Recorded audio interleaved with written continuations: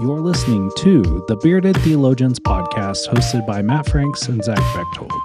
We hope you enjoy this week's show, and you can find out more about us by going online at beardedtheologians.com, where you can pick up a few t-shirts, listen to a few old episodes, and find ways that you can connect with us.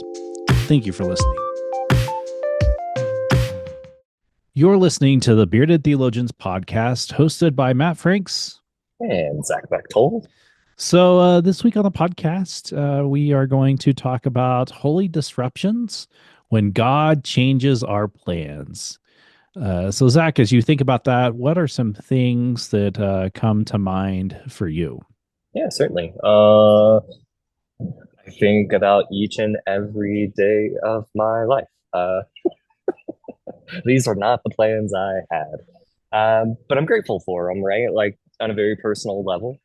I try to tell my story a whole bunch of this is not what I expected to be doing. It's not what I hoped and dreamed for to be a pastor when I was a kid, right? Or even as a young adult, I didn't wasn't my hopes and dreams. And through those holy disruptions of the Spirit leading me into the church and into the community to dig into what this is and hear that calling to go and to lead.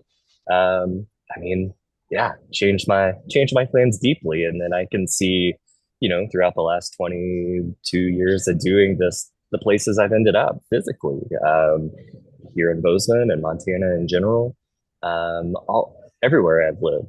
Certainly weren't places I ever expected or planned to be. But through holy disruptions of the Spirit, God had better laid plans than myself. And I find myself and my family in a really great place. Even though it's had its ups and downs, it hasn't all been sunshine and rainbows in this calling and in this work. But we find ourselves in a good place by following the Spirit. We talk about that as a family a lot. That we go where we're called for as long as we're called to be there, and we're always open for those holy disruptions, even when it's hard, because usually that's when they're not ever easy. Occasionally they are, but yeah, I think about that on a personal level. We'll dig into some scriptural stories later. But what do you think of, Matt? What do you think of when you think about those best laid plans and then God changes them? I had just shared on Facebook a picture of us from 7 years ago at That's Renewal. right. And who would have thought that I'd only be like 25, I'd only be living about 30 minutes south Yeah. of Iliff after, I think that that's what it is that idea of the holy disruptions,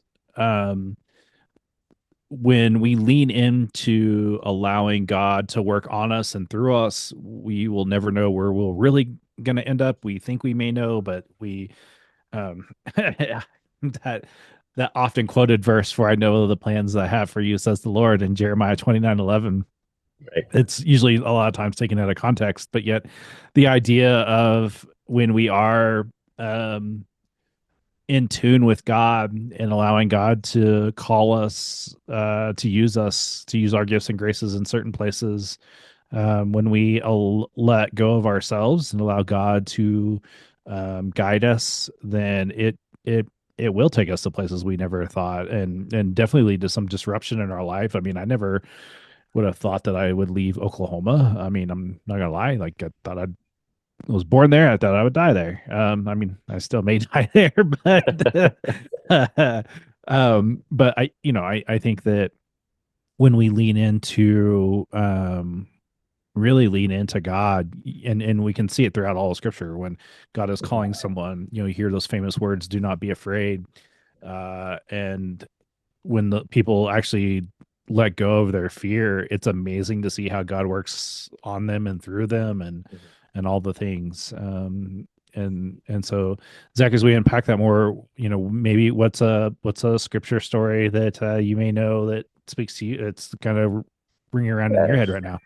Yeah, like you said, it's the do not be afraid, I am with you. We're never alone in this, right? Even when it feels like we're alone and isolated and we're on this journey by ourselves. It's that reassurance of don't be afraid. I am with you. We talk about it in terms of burning bush moments with Moses, and I that's probably one I think about often just in this call to be a pastor. Mostly because of Moses's response of, "Are you sure? Are you sure me? Maybe you mean my brother. He talks better than I do, right? Like, just that hesitation for Moses uh, to question it, and the permission to question and be like, "Are you sure? Are you sure this is what we're doing right here?" And it takes the burning bush. It takes something to catch his attention that's extraordinary, to hear God's voice to then go. But it's that same reassurance. I'm with you. Don't be afraid. Go and lead my people. And we do. We see that echoed and repeated, and we see that rhyme throughout all of the Hebrew Bible and into the New Testament. It's the encouragement that Jesus has for the disciples throughout all of their journey together, but as he through the fullness of life, death, and resurrection, and then ascension, he's like, "Oh, don't be afraid. I'm with you. The Spirit's on the way." Yeah, and so for me, it's just those little tidbits of stories and reminders that we're not alone in this, and when our lives are disrupted in such a faithful and hopeful way, we're not alone in it. Yeah, and I think of you think of so this week in the lectionary in the Gospel of Luke, it's the get out the boat, or no, Mm, sorry, not get out the boat. It's the fishing of people. When Peter and Jesus are doing their thing, and mhm, and Jesus early just says, hey, row out a little deeper, drop your nets, and it will be okay. And Peter's like, but master, we've worked hard tonight and we've got nothing. But because you say so, like I love this, like because you say so, we'll drop the nets and like mhm. boom. Like and I don't know. I just think that how many times do you think you have maybe missed out on something that God was calling you to because you were All right. too afraid to drop your net? Mhm. And I it's something I kind of wrestle with too. Um, but like to really be in good relationship with God, it is about us surrendering ourselves and putting ourselves aside and allowing God to work on us and through us. And I feel like I say that at nauseum at times because I feel like we need to be reminded of it, like all of us, and even myself. Like there have been times where I know that I've missed out on opportunities because I was either too scared or too afraid, or my calendar didn't line up the way I wanted it to, Mhm. and I don't know. I have found more freedom and growth when I just let go and um, allow God to do God's thing. When I just fully submit and say, "All right, God, I'm here. Use me." Mhm. Yeah, I mean, there's definitely some uh, fear and anxiety to do that, to let go and follow the Spirit in such big ways, even in small ways, right? Like, make that phone call, or go have coffee with that person that it's hard. It takes time out of our day. It's not what we expected. But you know what? Those are often the most fruitful moments, right? We have the best conversations. We get to learn something about someone. We get to learn something about ourselves, right? We've talked for the last year about where we've seen God at work in our lives, intentionally, so that we can recap those moments to kind of settle back into the unexpected and those disruptions and go, I didn't see it then, but I see it now. I see where God was in that space, and why I needed to be there, why I wanted to be there. Yeah, and even that question alone challenges us. Where have you seen God at work in your life today? Like, it calls us to pay attention to the smaller things, and I think Mhm. sometimes we forget that God works more in the smaller than He does in the bigger. And how many times? I mean, how many times have you ever been reminded of that? That it's the small things that matter. It can be as simple as just texting someone saying, "Hey, it's been a while since I've seen you. What's going on? How can I be there for you?" Or even just the simple, "Hey, it's been a while. Let's go grab coffee. Let's go grab a pint." That sort of Mhm. thing. I found myself saying that to someone the other day, like, "Hey, it's been a while. Let's go grab a pint. I'd like to Mhm. catch up." And I think that that's the thing that when we lean into that, those disruptions are fun. And we even think about like with family, like there are times where family disruptions, like where you thought you were going to do something. Mhm. I'm not gonna lie. When I get into the car and I say, "Hey, let's go. We're gonna go find something to eat."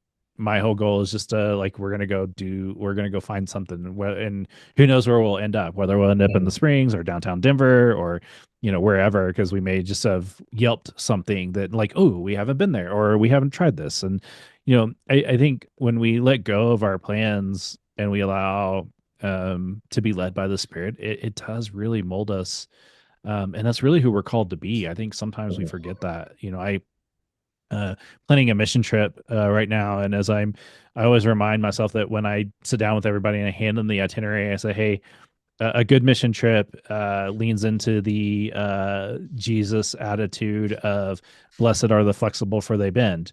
While we have these things listed here, we may get there and something will change because I mean, I've been doing mission trips for over 20 years. I can tell you that what we put on the itinerary most of the time doesn't Will happen like change. we think it Yep. would. And but that's okay. Like the itinerary is more of a guide than it is a rule. And I think to live our life like that, to allow ourselves to be shaped and changed by the Spirit versus having this itinerary of what we think is going to happen, then we ourselves can be shaped and changed and grow in our life and our faith.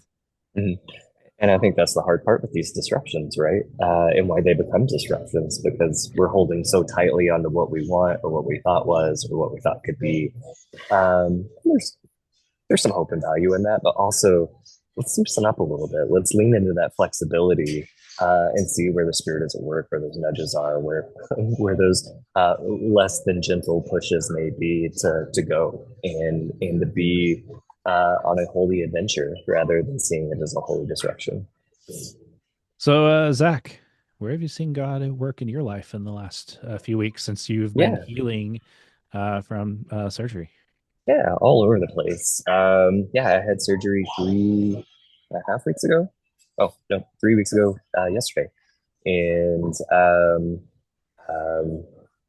being on the other side of people's prayer requests and prayers and cards and checking in and seeing how you're doing and checking in on your family is a really weird and humbling thing.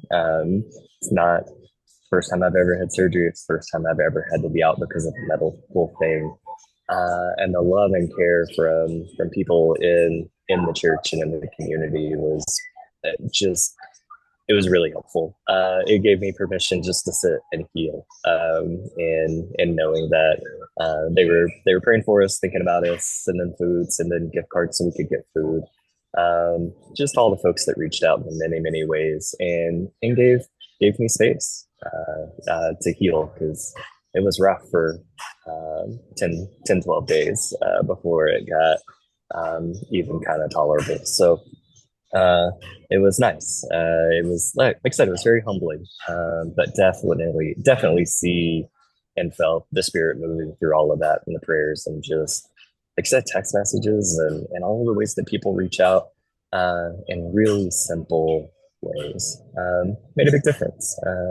Made a guy feel good, and like I said, it was weird being not being on the pastor end of that, being on the receiving end of it, but it was good. Lots of spirit movements there. Yeah, and I also learned something too. And you would think I would have known this since my daughter works at Noodles and Company that they actually sell chicken noodle soup. You And it know, is very good.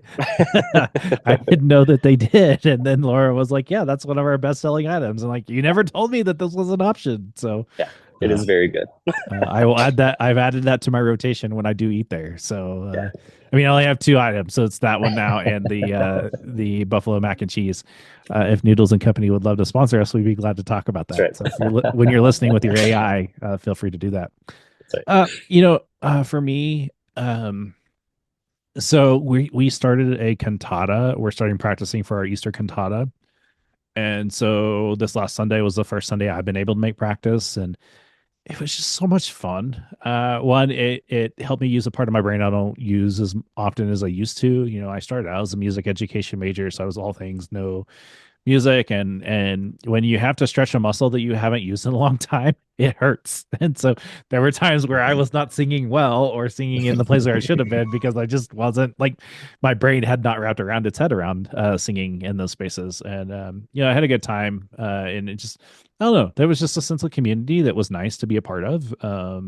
And just having that and being a part of that was just so much fun that it allowed, I just had fun, and it was nice to be in that space. And I know, I'm looking forward to the next few weeks of practice, and then when our big thing is at the end of March, I'm looking forward to that and what that's going to bring. So, and I know a lot of people are. So, yeah, that's kind of where I'm at with that.